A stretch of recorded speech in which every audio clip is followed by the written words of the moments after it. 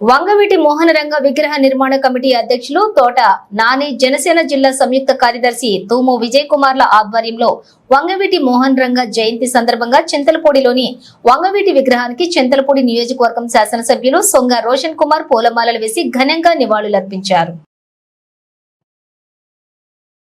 ఈ సందర్భంగా ఎమ్మెల్యే రోషన్ కుమార్ మాట్లాడుతూ పేద ప్రజలకు ఏ కష్టం వచ్చినా కుల మతాలకు అతీతంగా బడుగు బలహీన వర్గాలకు సహాయం చేసిన మహోన్నత వ్యక్తి వంగవీటి మోహన్ రంగ అని కొనియాడారు.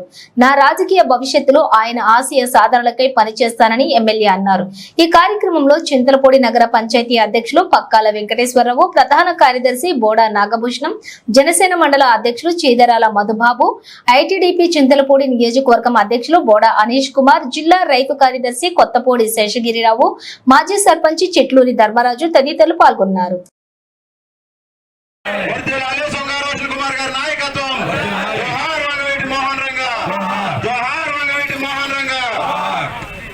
మంచి వాటిని నెమరు వేసుకుని ముందుకెళ్లాల్సిందిగా నేను అందరూ కోరుకుంటున్నాను. అలాగే నేను గెలవడం కూడా కారణం రంగ గారు నాకు ఒక ఆదర్శంగా భావిస్తున్నాను. వారు ఎన్ని మంచి పనులు చేశారో మనందరికీ తెలుసు. అలాగే తన ఒక మంచి ఫైటర్ కూడా. ఆ ఫైటింగ్ స్పిరిట్ని నేను కూడా ఇన్స్పిరేషన్ తీసుకొని రాజకీయాల్లో ఉండి మీ అందరి యొక్క ఆశీర్వాదంతో నేను గెలవడం జరిగింది.